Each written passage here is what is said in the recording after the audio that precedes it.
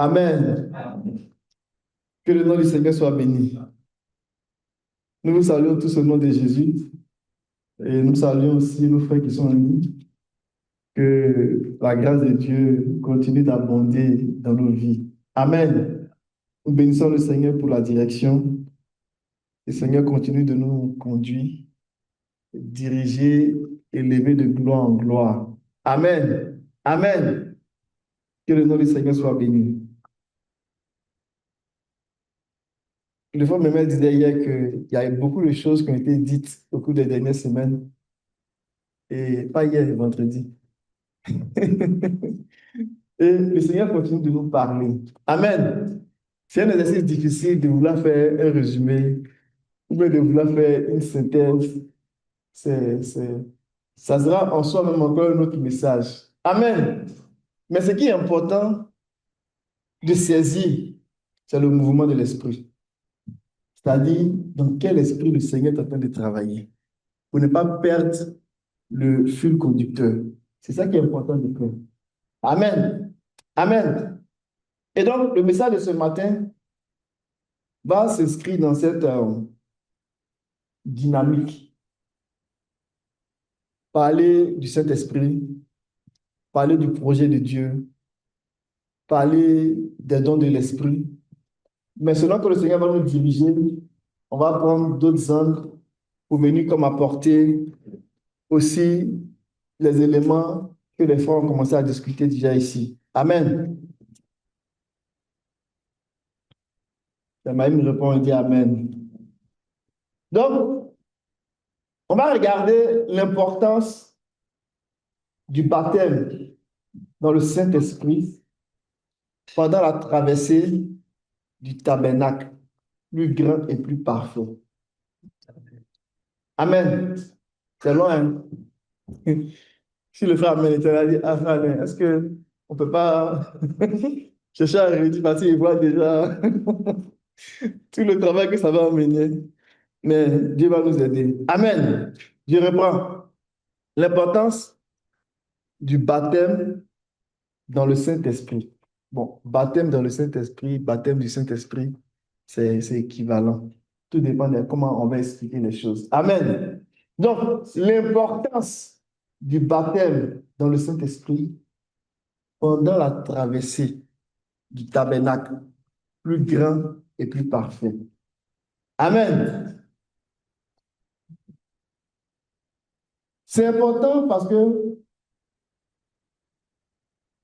le Saint-Esprit est le don de Dieu pour nous. Amen. Souvenez-vous que le Seigneur a dit à la femme samaritaine, en fait, il venait la provoquer un peu. Il est venu dire qu'il a soif. Mais en réalité, il voulait déclencher en elle le désir d'avoir soif. Et quand il est arrivé pour lui dire qu'il a soif, elle voulait faire comme si, bon, elle avait quelque chose, elle est capable de puiser l'eau, il n'est pas capable. Elle a commencé à faire beaucoup de discours. Le Seigneur lui a dit, si tu connaissais le don de Dieu, et celui qui te demande à boire là, si tu connaissais qui il était, tu vas t'empresser même de changer de disposition, de changer de cœur. Amen. Le Seigneur venait provoquer en elle la soif de l'esprit. Amen. C'est vraiment important. Donc, alors qu'on se retrouve de regarder l'importance du baptême du Saint-Esprit, on va voir comment cette expérience-là est localisée dans le plan de Dieu qui est symbolisé à travers la traversée du tabernacle.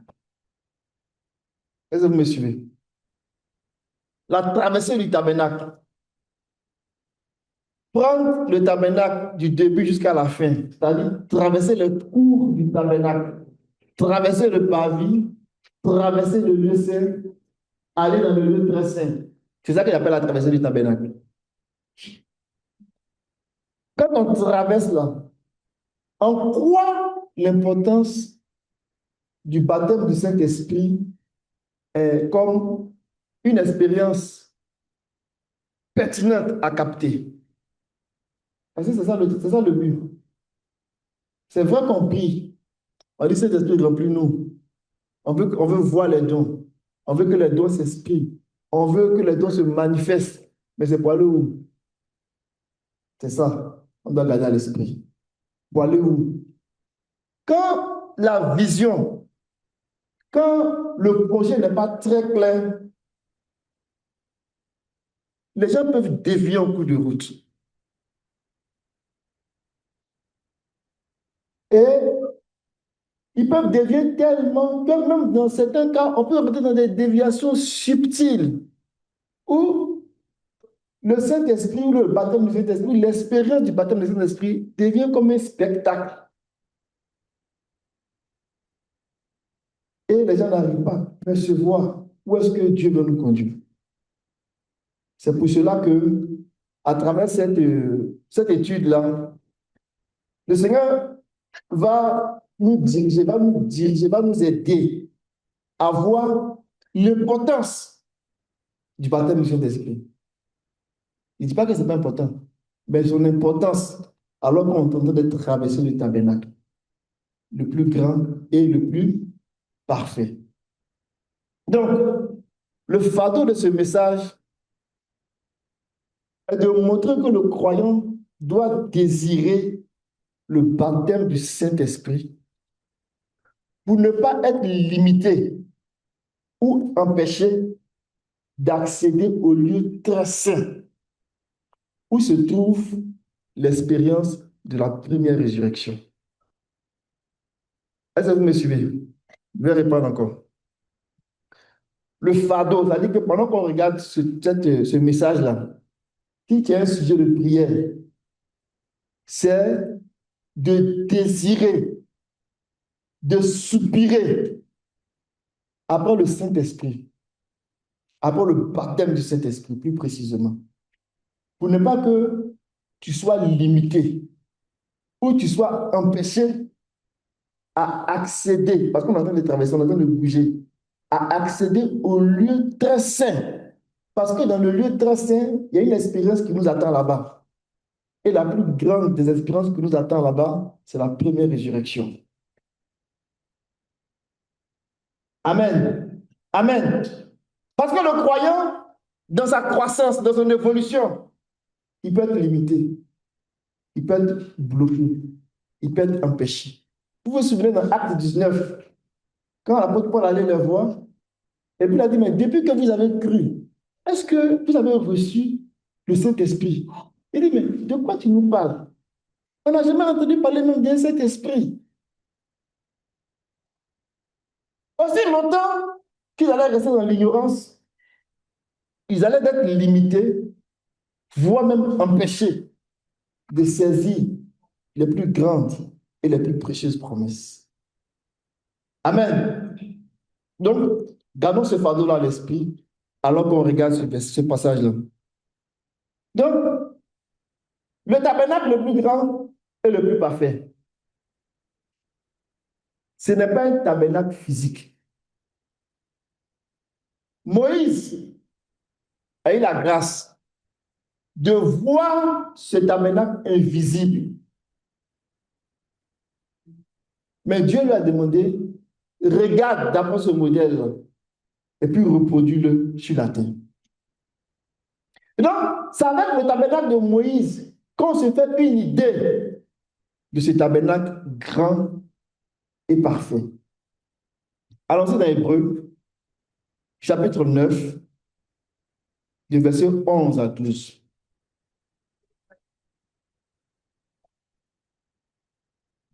Alléluia, vous me suivez?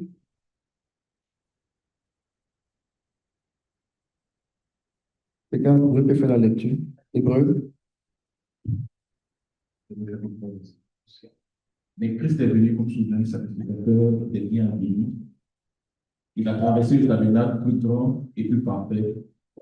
Il n'est pas construit de main d'œuvre, c'est-à-dire qu'il n'est pas de cette création.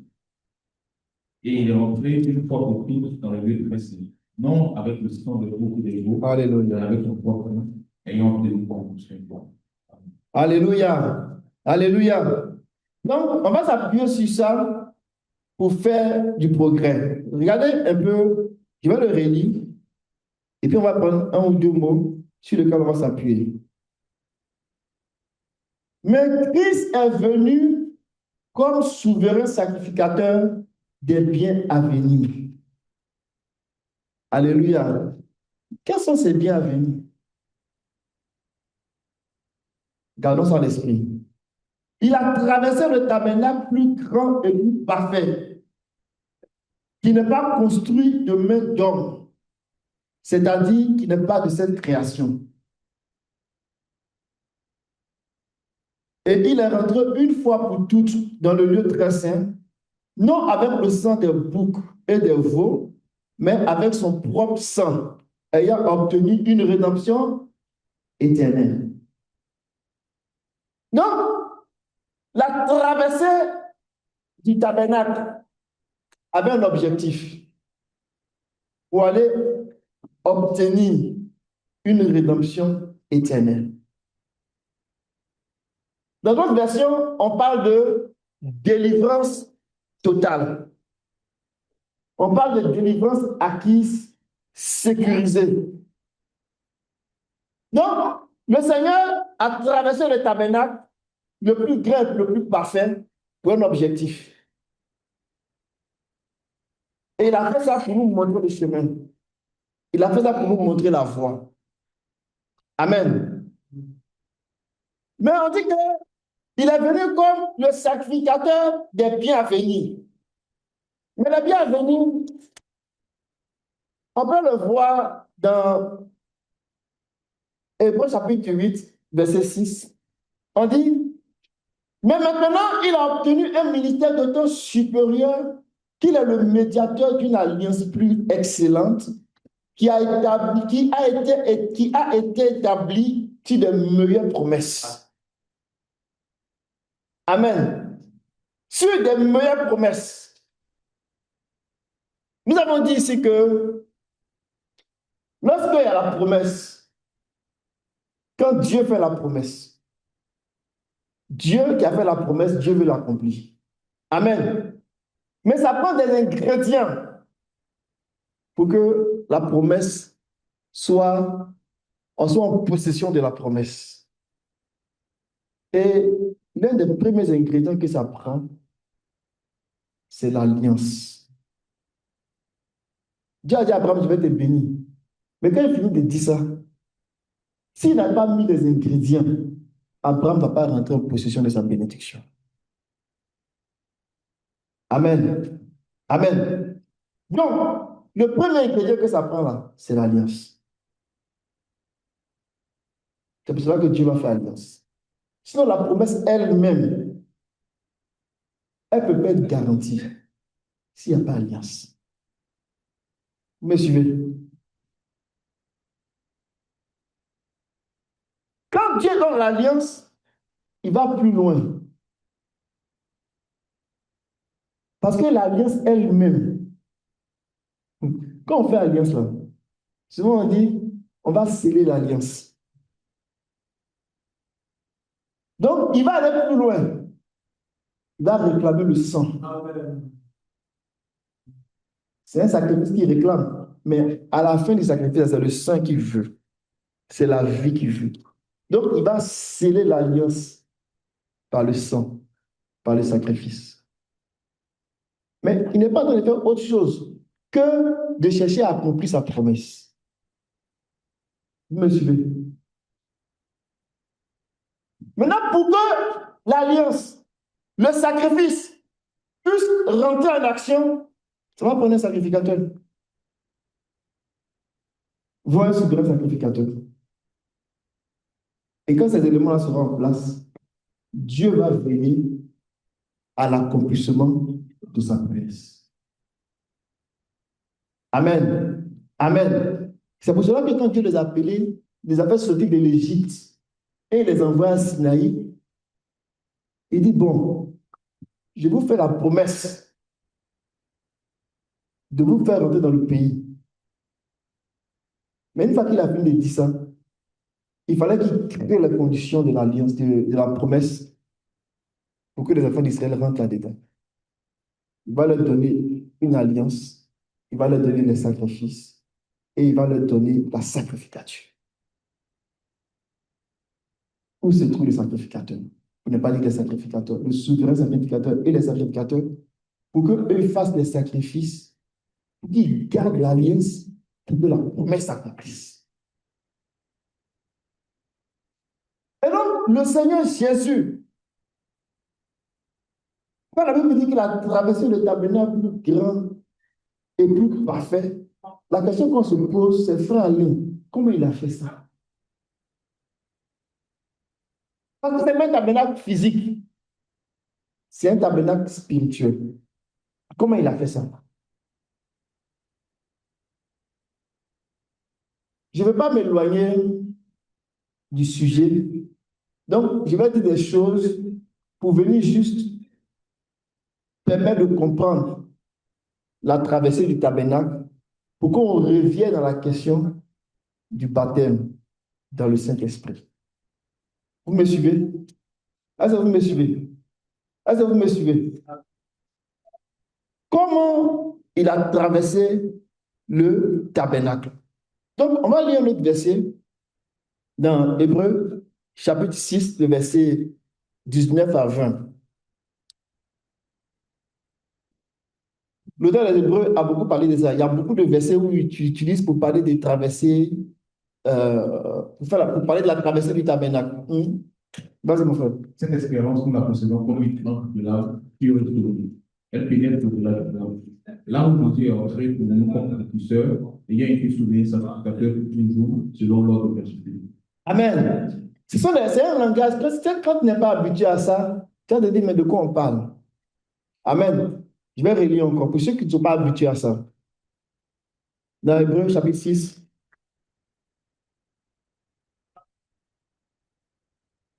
le verset 19 à 20. Amen. Il dit, cette espérance, nous la possédons comme une encre de l'âme, sûre et solide. Elle pénètre au-delà du voile. On parle de quel voile ici? Hein? On parle du second voile. Amen. Amen. On dit là où Jésus est rentré pour nous comme précurseur, ayant été fait souverain sacrificateur pour toujours, selon l'ordre de Melchisédek. Là où il est rentré là, il faut être souverain sacrificateur pour rentrer là-bas. Et on rentre là-bas une fois par an. Et on dit que Jésus est rentré là-bas comme un précurseur. Mais quand quelqu'un est précurseur, ça veut dire qu'il y a d'autres qui vont venir. Alléluia. Donc, c'est à cause de ces réalités spirituelles qui se sont produites pendant que le Seigneur exerçait, pendant que le Seigneur vivait des expériences, que le voile de Moïse, si je peux dire ça comme ça, hein, le temple physique, le tabernacle physique, le voile physique qui était en Israël en ce moment-là, le voile qui séparait le lieu saint du lieu très saint. La Bible dit que ce voile-là s'est déchiré. C'est parce qu'il y avait des choses qui se passaient dans l'esprit. Mais Dieu a permis que physiquement on observe des choses physiques pour leur faire comprendre que le Seigneur est en train de, il est en mouvement en fait. Il est en action, il travaille. Amen. Comment il a traversé le tabernacle? Le plus grand et le plus parfait. Si on prend le tabernacle de Moïse, il y avait combien de compartiments? Il y avait 3 compartiments. Il y avait le parvis, il y avait le lieu saint et il y avait le lieu très saint. Et on a dit que dans ces compartiments-là, il y avait des mobiliers. Et dépendamment de ce qu'on veut expliquer, on peut présenter plusieurs mobiliers. Mais on va faire ça simple. Il y avait 2 principaux mobiliers dans le parvis. Je vais le citer comme ça dans l'ordre, mais pas forcément dans l'ordre de la traversée. Quand on rentre et qu'on est dans le parvis, on trouve l'autel des reins pour faire les sacrifices. Parce que ça faisait partie on va dire, c'était un instrument de travail pour les sacrificateurs. Est-ce que vous pouvez trouver quelqu'un qui a un bureau et puis il n'a pas de table? Hein? Son bureau, on rentre dans son bureau et puis il n'y a pas de bureau pour s'asseoir. Est-ce qu'il peut travailler? Donc, le sacrificateur, là, ça fait partie de son mobilier de travail. Amen. Donc, dans le parvis, on trouve l'autel des sacrifices. Après, on a quoi? On a la cuve des reins qui se trouvait à l'entrée du lieu saint. Quand on rentre dans le lieu saint, à droite, on a la table des pains de proposition. Il y avait du pain qu'on déposait là, sur une table. Et à gauche, en face, on avait le chandelier d'or. Le chandelier d'or pur. Et quand on continue notre route pour aller dans le compartiment, on va dire qu'il y a en avant, il y avait un hôtel qui était là. L'hôtel des parfums. L'hôtel d'or des parfums. Ces trois mobiliers-là, ils sont dans le lieu saint. Quand on rentre au-delà du voile qui sépare le lieu saint du lieu très saint, on a l'arche de l'alliance. Mais l'arche de l'alliance, il était recouvert par un couvercle qu'on appelle le propitiatoire. Mais on va faire ça simple. Hein? On va séparer l'arche de son couvercle. Donc, ça va nous donner deux mobiliers dans le lieu très saint. Amen. Ces choses étant disposées, Dieu veut nous montrer que depuis le parvis jusqu'au lieu très saint, chacun de ces mobiliers-là, ce sont des expériences qu'il faut connaître pour traverser le parvis, pour traverser le tabernacle, pour qu'à la fin de la traversée, on obtienne une délivrance totale, définitive, parfaite, cristallisée. On ne peut plus revenir en arrière. Donc, le Seigneur Jésus a fait des expériences pour nous montrer le chemin qu'on doit prendre. Dans ce chemin qu'on suit là, dans le lieu saint, c'est là que va se produire l'expérience du baptême dans le Saint-Esprit. Et on va le voir un peu plus loin pour comprendre que à mesure qu'on avance pour aller dans le lieu très saint, Dieu nous introduit dans l'expérience du baptême du Saint-Esprit pour que les expériences qui doivent être faites avec les mobiliers du lieu saint, là, nous les fassions pour qu'il nous soit possible d'être propulsés dans le lieu très saint. Alléluia. Si quelqu'un a compris, n'a qu'à dire Amen. Ça va devenir un peu plus clair. Qu'est-ce que ça signifie comme expérience? L'autel des sacrifices. Où on fait les sacrifices? Le Seigneur est en train de montrer que quand il prend l'homme, parce que ça on trouve dans le parvis, mais à l'extérieur du parvis, on avait le peuple. Mais si on ramène ça à l'échelle du monde, le monde est comme à l'extérieur du parvis. Parce que le tabernacle est donné à l'homme pour que l'homme puisse voir comment Dieu vient vers lui et comment lui vient vers Dieu. Donc, dans une certaine mesure, les Israélites qui sont à l'extérieur du parvis, c'est un peu comme le monde qui est à l'extérieur du cadre que Dieu a donné pour s'approcher de lui. Ce qui fait que quand quelqu'un va venir à Dieu, la première des choses qu'il va faire, Dieu lui donne accès à l'autel des sacrifices. Mais l'autel des sacrifices, là, ça veut te donner un accès à Dieu. C'est merveilleux. Et Christ lui-même, là, il s'est fait agneau sur cet autel-là. Mais c'est spirituellement qu'on en parle, qu'on en juge. Pour que les hommes aient accès à lui. Amen. La cuve d'eau qu'on trouve, la cuve d'eau, la cuve des reins qu'on trouve, c'est pour nous donner un accès illimité aussi au renouvellement de notre intelligence par le Saint-Esprit. Ensuite, quand on avance et qu'on rentre dans le lieu saint, avec la table des pains de proposition, il nous donne de façon illimitée d'avoir accès, hein, au festin de Christ pour la vie. Imaginez un peu Ésaïe 25. Le festin que tu manges pour que la mort soit détruite. Amen.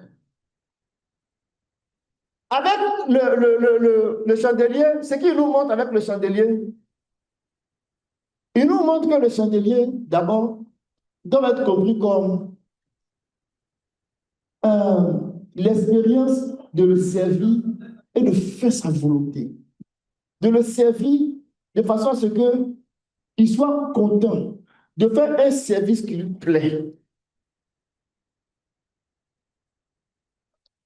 Avec l'autel des prières, c'est pour introduire le chrétien, le croyant, à vivre une vie de prière, une vie, on va dire, de prophétie, une vie de culte, une vie d'adoration de façon illimitée.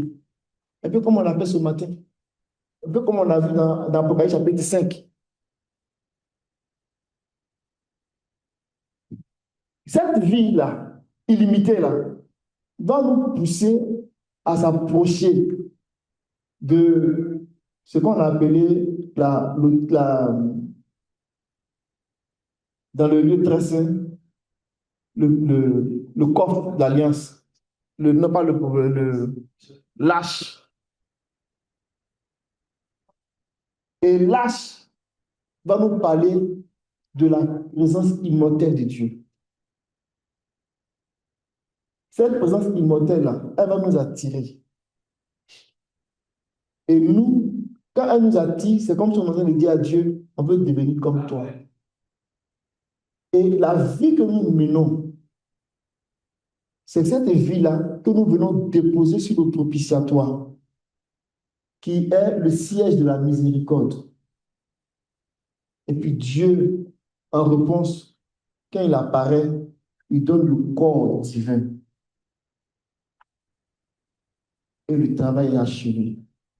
Et on est rentré pleinement dans cette rédemption-là, qui est éternelle, qui est sécurisée, qui est parfaite. C'est ça que le Seigneur a fait avec le tabernacle.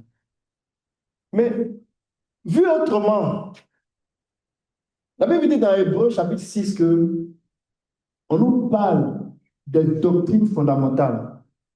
Mais ce sont des doctrines de Christ. Quand on dit doctrine de Christ, là, ça veut dire que ce sont des choses que Christ a opérées. Un peu comme les 7 mobiliers qu'on vient de voir, c'est lui qui les rend disponibles.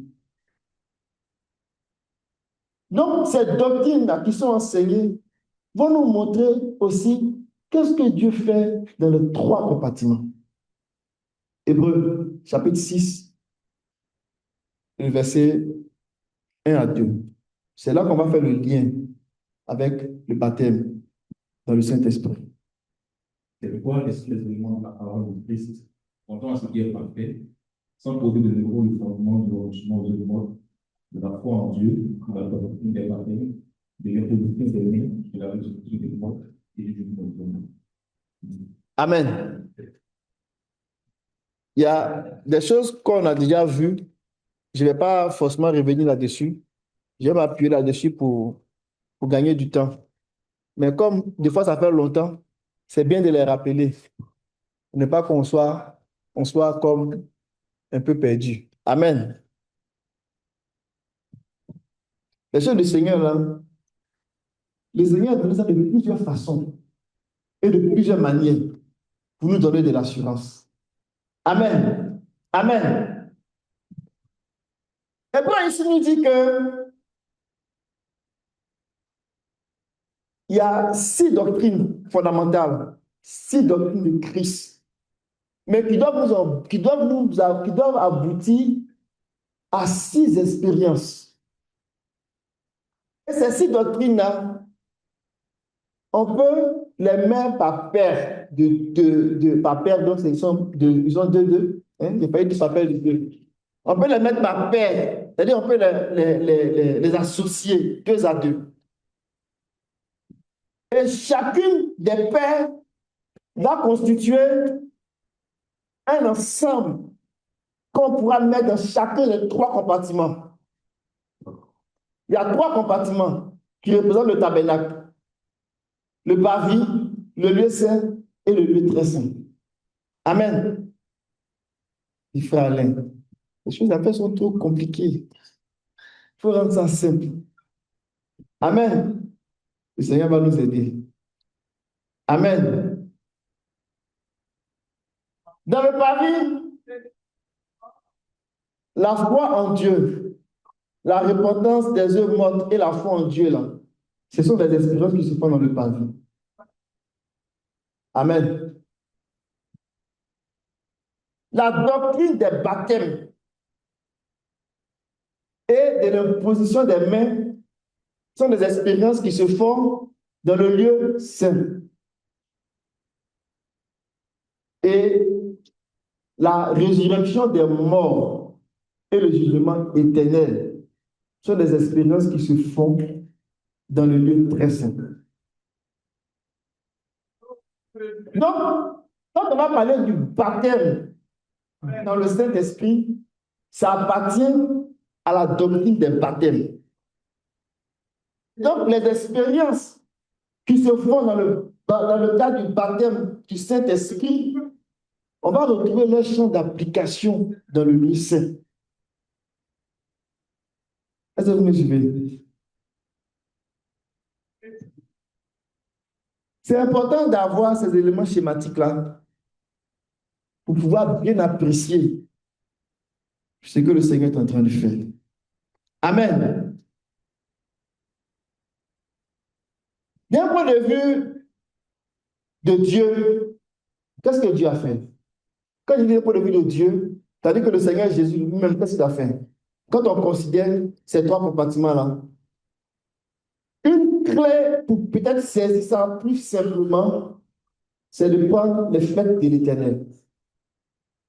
Mais je n'irai pas dans les détails des fêtes. Je prendrai les principales. Donc, les 3 fêtes. La fête de la Pâque, c'est une expérience qui a lieu dans le parvis. La fête des Pentecôtes, la Pentecôte, c'est une expérience qui a lieu dans le lieu saint.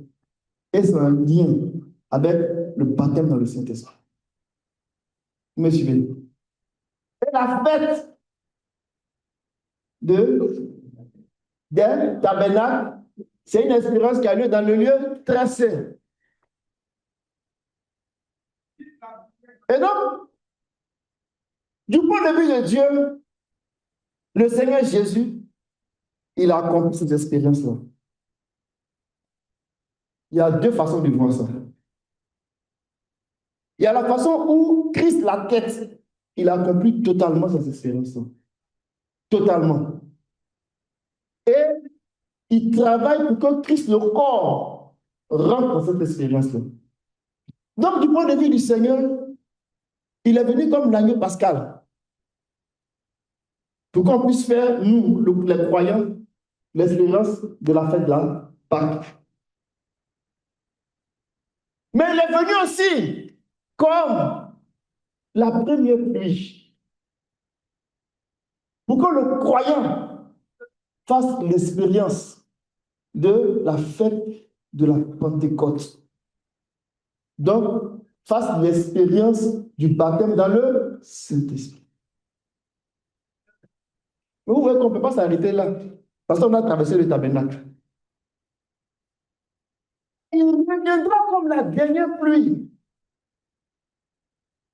Et nous, les croyants, On va aussi faire l'expérience de la fête des tabernacles pour rentrer dans la réalité de la dernière pluie.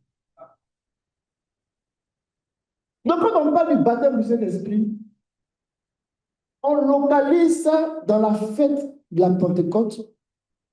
On la localise aussi, cette fête-là, dans le lieu saint. C'est vraiment important. C'est vraiment important. Ce n'est pas juste une gymnastique, mais ça va nous aider à décanter des affaires. Amen. Amen. Amen. Maintenant, suivez-moi très bien.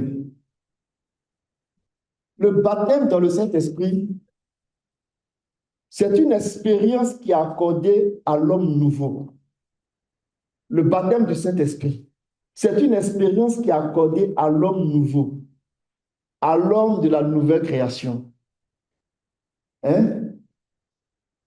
En d'autres termes, c'est l'expérience de la fête de la Pentecôte qui est accordée à quelqu'un qui a fait l'expérience de la fête de la Pâque. Est-ce que vous me suivez? Si quelqu'un n'a pas fait l'expérience de la fête de la Pâque, il ne peut pas faire l'expérience de la fête de la Pentecôte. Et même l'expérience de la fête de la Pentecôte est une étape pour nous conduire à la fête des tabernacles. Pour que la rédemption là soit scellée, soit totale, soit sécurisée, soit parfaite, soit définitive. Alléluia. Alléluia. Alléluia.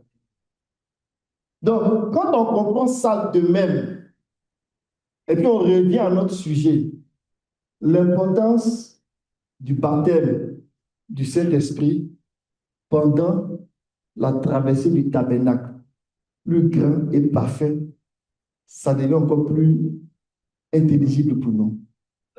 Amen.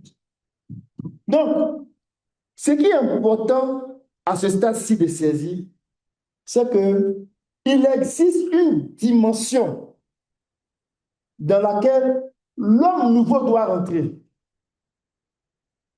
Il existe une dimension dans laquelle l'homme nouveau doit rentrer. Il existe une dimension dans laquelle l'homme qui a fait l'expérience de la fête de la Pâque doit rentrer. C'est pour cela que c'est nécessaire. C'est pour cela que c'est important, le baptême dans le Saint-Esprit. Amen. Amen. Donc, cette expérience dans laquelle il va rentrer là, ça va consister à quoi? Dans le baptême du Saint-Esprit, le Seigneur, qui est l'Esprit vivifiant, il vient habiter. Hein? Ça veut dire quoi concrètement? Ça veut dire qu'il vient remplir, il vient submerger, il vient revêtir, il vient doter, il vient rendre capable l'homme nouveau.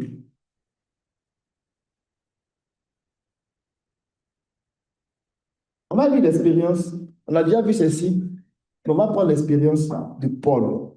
Allons-y dans Actes, chapitre 9. Alléluia. Peut-être prendre Actes chapitre 8 et faire bosser. On va aller un peu plus vite.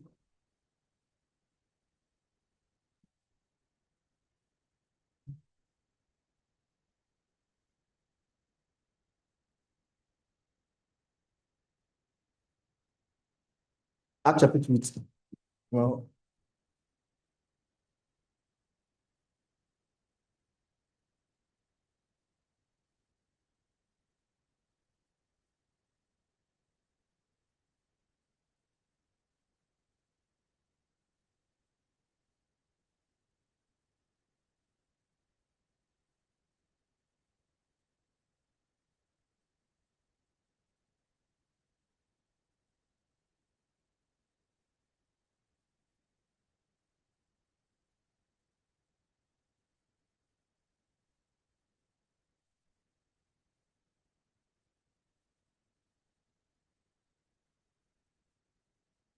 Jusqu'ici, hein, on a mis la table pour l'introduction, hein.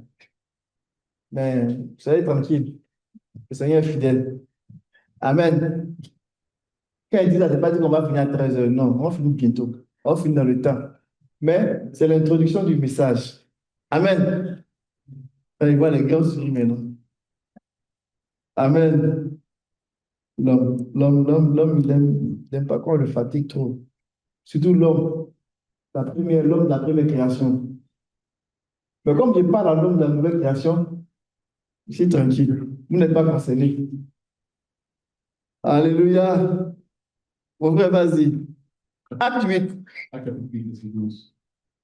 Quand Jésus crut à Philippe, il leur annonçait la bonne nouvelle du royaume de Dieu et du nom de Jésus-Christ. Les hommes et les femmes se firent baptiser. Alléluia.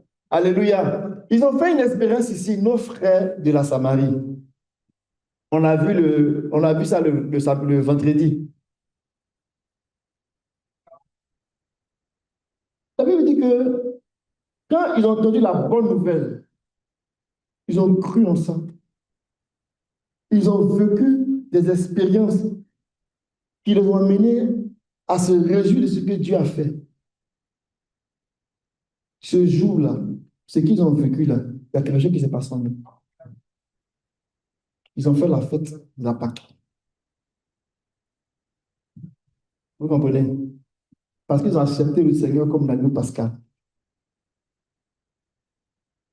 Ils ont fait cette expérience-là. Il n'y a pas trop m'étaler. Allons-y dans Acte 9. On va nous parler de Paul. Prends le verset 13 au verset 22. On va lire ça. Au fur et à mesure, je vais commenter parce que je vois le temps en train d'avancer. Donc, je vais accélérer un peu. Attachez vos trucs, vos ceintures. On va prendre des virages. Amen. Vas-y, mon frère. Seigneur, j'ai appris de plusieurs personnes tout le mal que cet homme a fait à tes saints en nos années. Et il a ici des pouvoirs de la part des principaux sacrificateurs pour lier tous ceux qui invoquent ton nom. Mais le Seigneur lui dit, va, car cet homme est un instrument que j'ai choisi pour porter mon nom devant des nations, devant des rois et devant les fils d'Israël. Attends. Le Seigneur lui dit, va trouver un certain Paul de Tarse dans une certaine maison, avec des précisions, l'adresse et tout ça.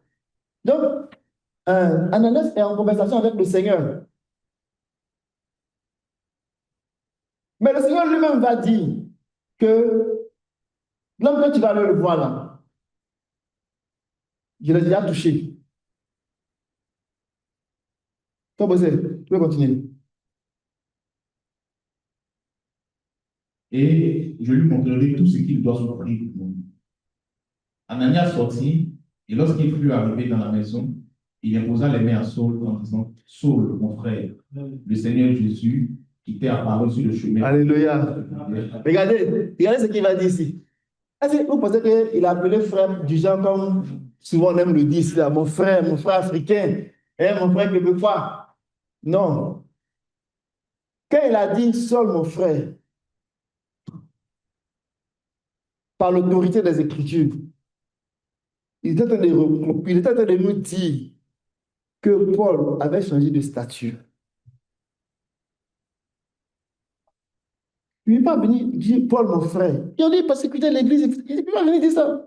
Parce que le Seigneur l'a rassuré que l'homme que tu vois là, il est touché sur le chemin de Damas. Que le Seigneur touche quelqu'un ici sur le chemin de Damas. Ça me plaît tellement. La façon dont il a touché Paul là. Paul a jeûné 3 jours secs. Il a aveuglé Paul. Il n'a même pas eu le temps même de dire. Il fait nuit, il fait jour, il pleut, il neige. Il n'a pas vu dedans. Pendant 3 jours secs, sans manger, sans boire. Il y a des gens qui ont connu ça ici. Que le Seigneur touche quelqu'un sur le chemin de Damas au nom de Jésus. Paul qui était furieux, qui était énervé quand on parle de ce Jésus. Paul qui était devenu meurtrier, qui approuvait même les gens qui ont tué Étienne. Le Seigneur l'a visité. Il n'était plus le même. Et le Seigneur envoie maintenant quelqu'un pour prier pour lui. Et quand il arrive, il dit, Paul, mon frère, alléluia, alléluia. Paul, mon frère, qui a fait la fête de Pâques, qui est le chemin de Damas. Je suis venu vers toi pour te faire expérimenter la fête de la Pentecôte.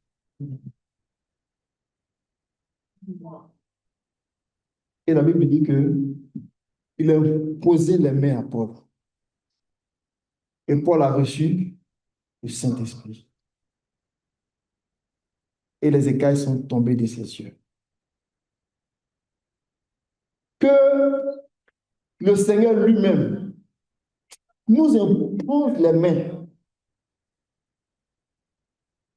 qu'il nous fasse expérimenter pour ceux qui ne l'ont pas encore expérimenté. Et même s'ils l'ont déjà expérimenté, la Bible dit dans Acte 4, ils ont encore prié et ils ont été remplis du Saint-Esprit. Que le Seigneur nous fasse expérimenter encore et encore la fête de la Pentecôte. Que les écailles tombent littéralement de nos yeux et qu'on puisse voir.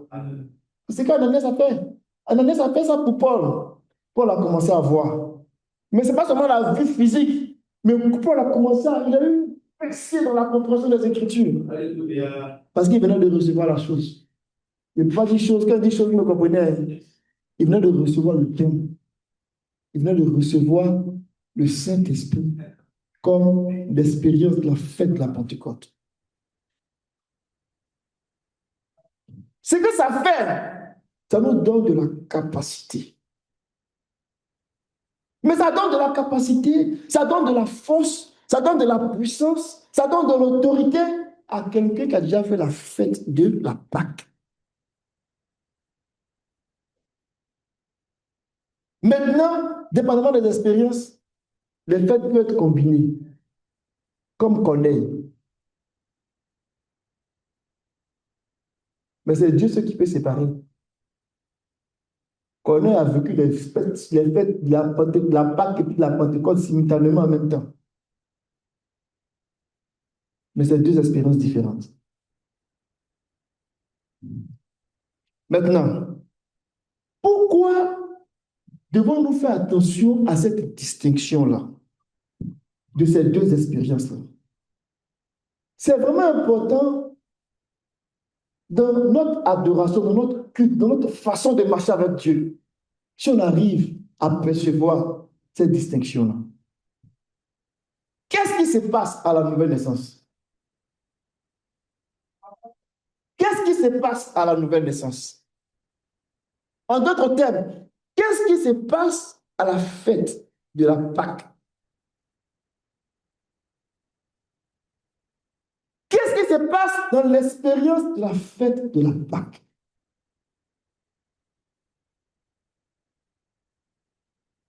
On va prendre une couple de versets et puis je vais essayer d'expliquer le sens de cette expérience-là pour connecter ça avec l'expérience de la Pentecôte. Allons-y dans Tite 3, chapitre 5. Donc, c'est quoi on est en train de voir ici, là? On connaît la fête de la Pâque. On connaît la fête de la Pentecôte. On a une idée de la fête des tabernacles. Mais on ne connaît pas ça encore. L'Église ne connaît pas ça encore. Amen. Mais en tant qu'expérience là, qu'est-ce que la fête de la Pâque a produit en nous? Qu'est-ce que ça fait? Tite 3, le verset 5. Il nous a sauvés, non à cause des œuvres de justice que nous avons faites, mais selon sa miséricorde, par le baptême de la rénovation et de renouvellement du Saint-Esprit. Amen. Est-ce que dans la Bible, nouvelle version seconde, là, NBS, là? Seconde bien. Ouais, ça doit être ça, peut-être, je pense. On parle de baptême, on parle de quoi? Il nous a sauvés, seconde bien. Il nous a sauvés et il ne l'a pas fait à cause des actes de justice que nous avons pu accomplir, mais conformément à sa compassion au travers du pain de la nouvelle naissance et du renouvellement du Saint-Esprit. Alléluia. Alléluia. Je vais relire. Il nous a sauvés par le pain de la nouvelle naissance. Et par quoi? Par le pain du renouvellement procédant de l'Esprit Saint. C'est ça, hein? Il nous a sauvés par le pain de la nouvelle naissance et du renouvellement procédé, effectué par le Saint-Esprit. On va prendre Jean, Jean 3, le verset 5 à 6. Jean 3, verset 5 à 6. Oui. Jésus répondit, en vérité, je vous le dis, à moins de naître d'eau et d'esprit, on ne peut entrer dans le royaume de Dieu. Ce qui est né des parents humains est humain, ce qui est né de l'esprit est l'esprit. Amen. À moins de naître d'eau et d'esprit, on ne peut entrer dans la réalité du royaume. Et ce qui est né, esprit, ce qui est né des parents humains, On va lire un dernier verset, puis je vais venir faire le commentaire. Allons-y dans Éphésiens 4. Éphésiens 4, je pense que c'est le verset 24. Éphésiens 4, verset 24. Et a revêtu l'homme nouveau créé sur. Lis le verset 23, s'il te plaît. À être renouvelé dans l'esprit de votre intelligence. Oui. Et à revêtir l'homme nouveau créé selon Dieu dans une justice et une sainteté qui produit la vie. Alléluia. Que Dieu nous aide. Ça fait beaucoup de versets. Hein? On va les mettre ensemble et puis on va essayer de les rendre intelligibles dans notre entendement. Amen. Dans le verset des titres qu'on a lu, on nous parle de la nouvelle naissance. Et il y a deux choses là-bas qui sont importantes à retenir. On parle du pain. On parle du pain de la nouvelle naissance. Et on parle de quoi? Du renouvellement. Le pain de la nouvelle naissance et du renouvellement qui est procédé, qui est effectué par le Saint-Esprit. Donc, il y a une action, je vais faire ça simple, qui consiste à laver. Vous voyez, on parle de bain, donc à laver. Dans d'autres versions, on parle même de lavage. De lavage, pensez à lavage, pensez à nettoyage, hein? Pensez à enlever tout ce qui n'est pas pur, purifié, et du renouvellement de l'esprit que l'esprit possède, quelque chose que l'esprit possède, le renouvellement de l'esprit de l'homme. Après, le Seigneur vient et puis nous dit que ce qui est né de l'esprit est esprit, ce qui est né de la chair est chair. Je vais le dire encore autrement. On sait que dans Jean 3, quand on parle de la naissance de l'esprit, on parle de la naissance d'en haut, la naissance du ciel, n'est-ce pas? En opposition à la naissance terrestre. Maintenant, écoutez-moi très bien. La naissance terrestre, là, c'est la naissance de l'homme. C'est la naissance charnelle. C'est la naissance du premier homme, du premier Adam. Mais cette naissance du premier Adam, c'est l'homme qui est comme une âme. L'homme est une âme. Adam, avant le péché, était une âme vivante. Vous me suivez? Vous me suivez? C'est important, hein? C'est vraiment important. En lien avec le baptême de Saint-Esprit. L'homme de la première création est une âme. Quand on dit que tu as une âme, on dit que tu viens de la terre. Est-ce que tu vois ça aussi? Quand on dit que tu as une âme là, tu viens de la terre. Qu'elle soit vivante, qu'elle soit morte, tu viens de la terre. Maintenant, quand on dit que tu es de l'esprit, tu viens d'en haut.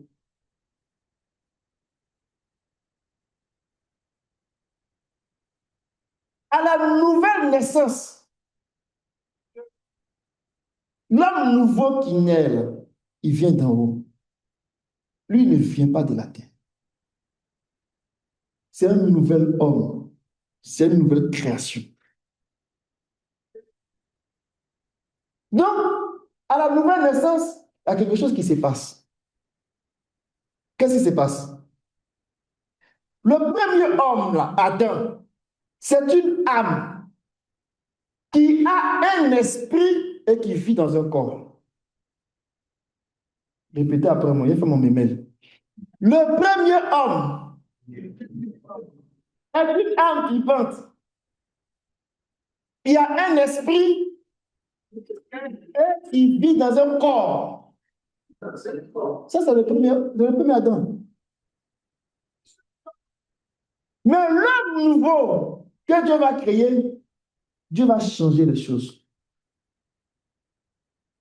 Puisqu'il ne sera plus de la terre, donc il ne sera plus une âme.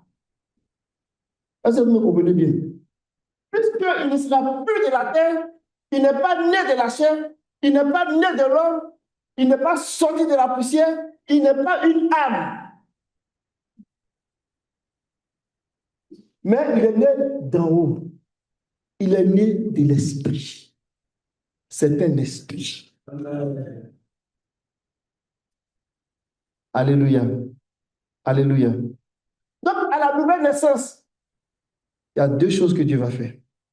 Deux choses qui sont capitales, qui sont importantes.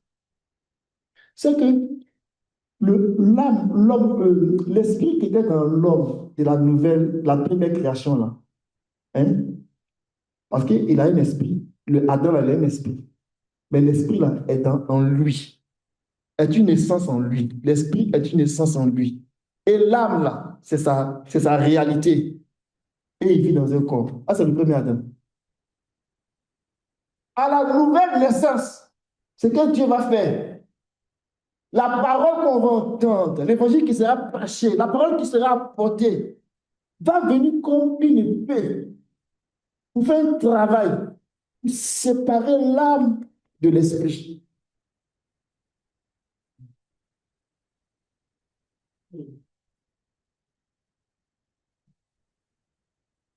Ce qui va faire que Dieu, d'abord, il réveille l'âme, il réveille l'esprit qui était d'Adam dans son âme là.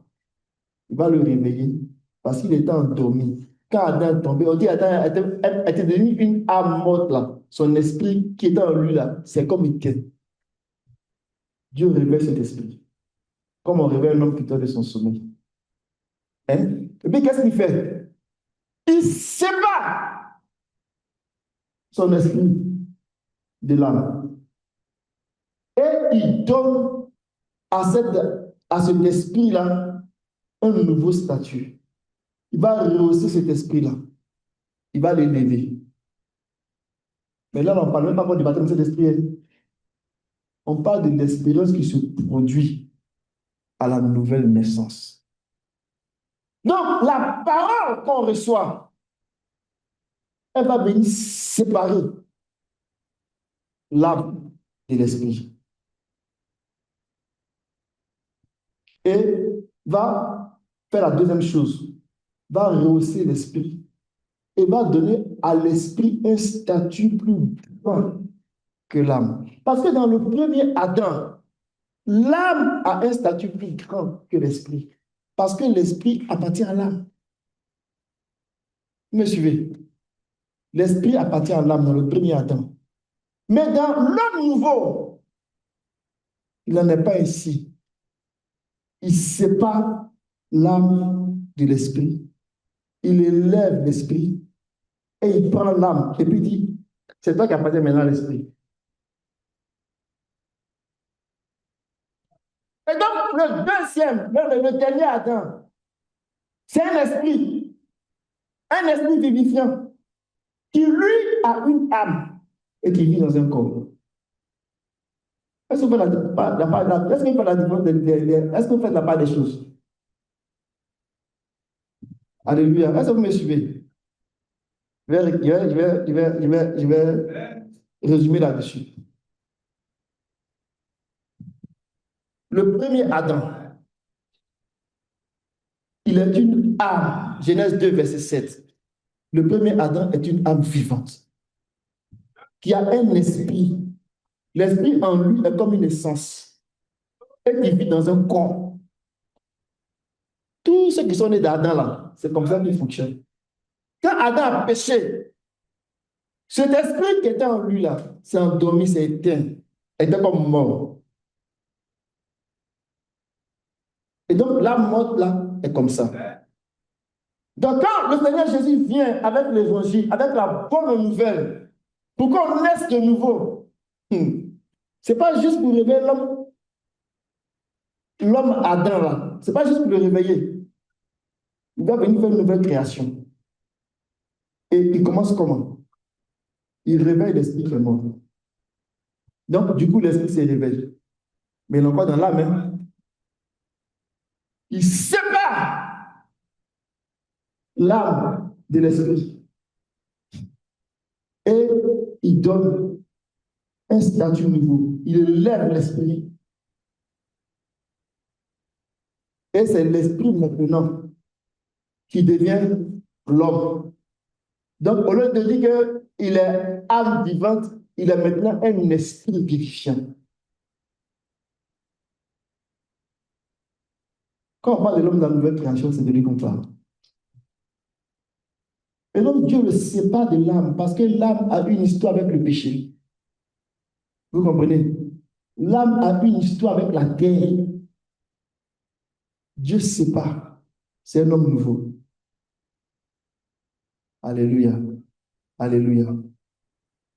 Je vais dire une chose et puis je vais m'arrêter. Cet homme nouveau-là, cet esprit-là, que nous sommes. Les gens vont penser que c'est une affaire de jeu de mots. Ah, c'est de toute façon, si on est âme, ça va quoi? Et puis si on est esprit, ça va quoi? Laissez-vous aimer trop fouiller même. Après le Dieu, vous fouillez, ça finit pas. C'est pas la même chose. Oh.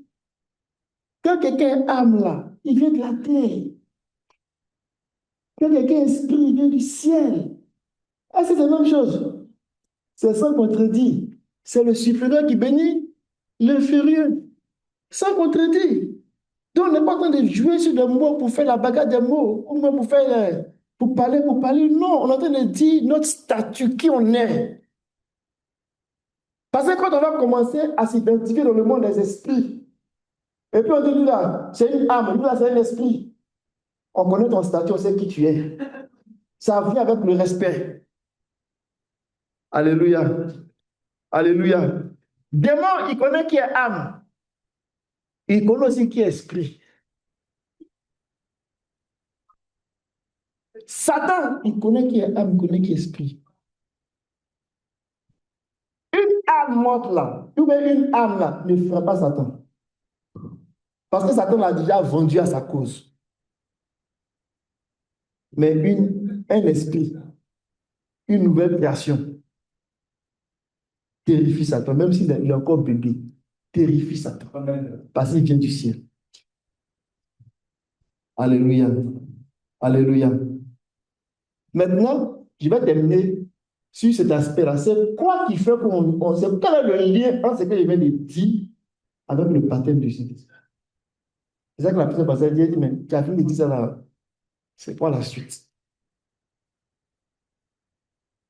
C'est que cet esprit-là doit être baptisé. Cet esprit-là, il doit être imprégné.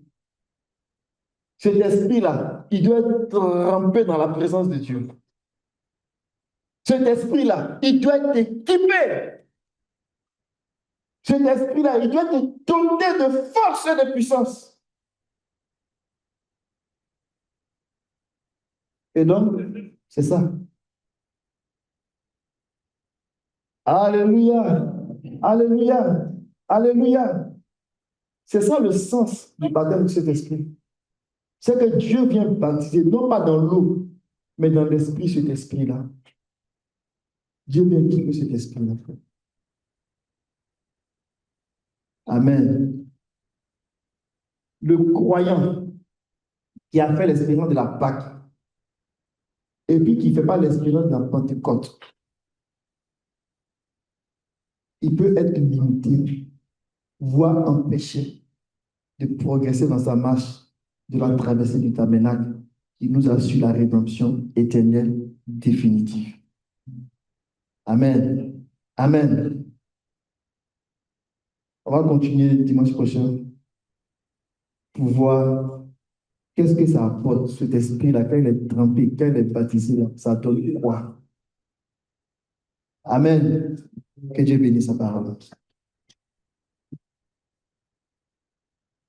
Alléluia. On va prier. On va bénir le Seigneur. On va dire au Seigneur que nous l'aimons parce qu'il a fait quelque chose de très grand pour nous. Il nous a fait naître de nouveau. En fait, il nous a fait naître esprit. Et il nous envoie son esprit pour que nous puissions dire Abba Père. Alléluia. Il nous a donné il nous a donné l'adoption. On est lié de lui. On est lié esprit. Dieu est esprit. Alléluia. La tête est fils de Dieu, mais il venait de la tête pareille. Mais nous sommes fils de Dieu. On vient du ciel. Alléluia. Mes amis, c'est tellement important de comprendre la différence de ces choses-là. Ça nous permet d'apprécier vraiment tout ce que le Seigneur a fait pour nous. Dans ce qui peut nous aider.